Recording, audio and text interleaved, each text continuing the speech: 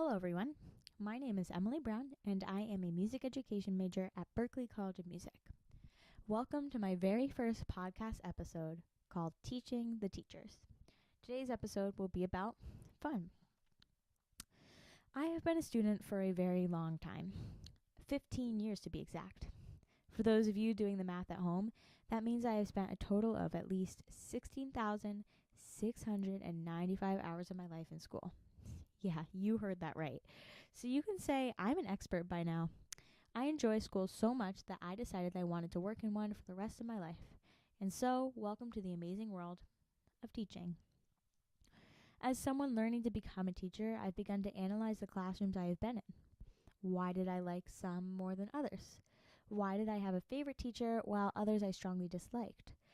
Did any of this affect who I am today? After much thought, I have come to terms with a short list of traits shared among my favorite and most effective classes throughout my years of education. Here are my observations. As a student, I always liked some classes more than others. The content could have been as extraneous as calculus, but somehow I still looked forward to attending the class every day. And I was not alone. I credit this to the teacher. This individual was excited about the subject and passionate about teaching students with a difficult topic. That shows in a teacher. This can be compared to my English teacher that same year, who would give extra reading for what seemed like no reason and make corrections on every part of an essay. It can be seen why this may not have been my favorite class. From a student's perspective, the teacher can change everything about a class. Now that I am in more of a teaching position, I have a new perspective on classroom that I did not have before. I see inner workings of what it's like to be a teacher and the behind the scenes of different classroom activities. As a teacher, it is so important to me that my students are enjoying themselves and learning in a comfortable environment. This brings us to the first item on my list. The most effective way to achieve a healthy balance of comfortable and enjoyable is by adding fun to the classroom. It may sound like a no-brainer to most of us, but students of all ages like to have fun when they are learning, especially for those difficult topics. It lightens the mood and gets students excited about learning. Every classroom that I have been in and truly enjoyed has incorporated fun somehow. If the students are having fun, the teacher will too. This is especially true in a music classroom. The whole nature of music is to enjoy. Therefore, it makes sense to have fun activities incorporated into lessons. Because I am studying to be a music teacher, the remainder of this podcast will include music-based activities, which may not necessarily work if you are a college writing professor. However, the information I present is still true to different classroom settings. So, here's the argument. Some teachers may argue that having fun in the classroom is distracting and will keep students from focusing on their work. I argue that the opposite will occur. According to a study done on the effectiveness of video games in the classroom, one teacher noted that when the games were used, there was improvement in classroom dynamics and discipline, which is remarkable considering that the reward that inspired this good behavior was allowing students to do math drills. Just by introducing a fun activity to the classroom, students were well behaved and focused, knowing that their reward would be the opportunity to enjoy themselves. Here is an example of what you can do to create that environment. This is a song that I would use with 2nd and 3rd grade general music. It goes like this.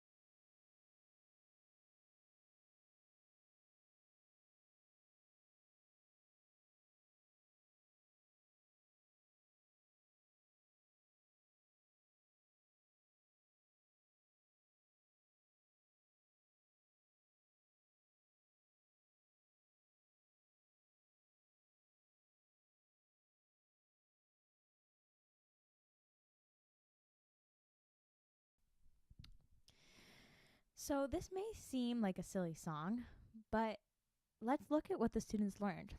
First, they learn a whole new song that could be taught in 5 minutes. They learn new rhythm patterns, new interval leaps, and gain new motor skills. This silly little activity would greatly advance the knowledge of my class, and it's a quick little game that we could do between other longer activities.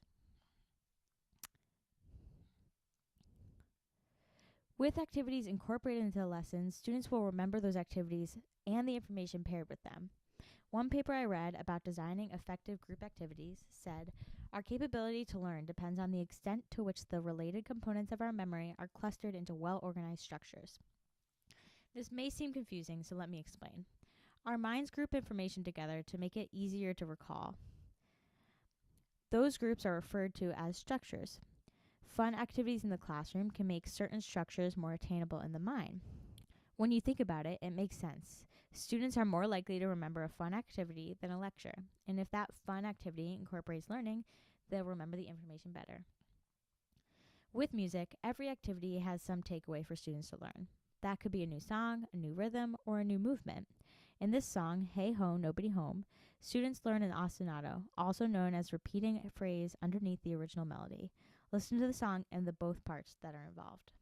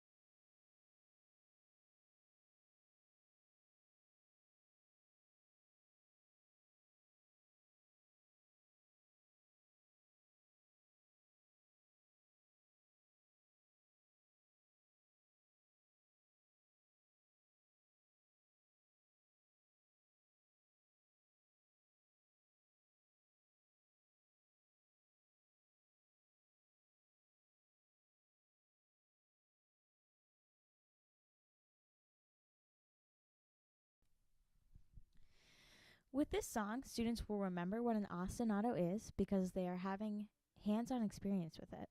They will be able to pull this information from a structure and pair it with a new term that they have learned. The greatest benefit to having a fun classroom environment is that students will want to come back. When the best part of their day becomes your classroom, you'll see how important it is to keep those fun activities going. I can personally say that I looked forward to my favorite classes, not because of the content, but because of the teachers and the way they taught the information. We, as teachers, have the power to make learning fun. So let's start.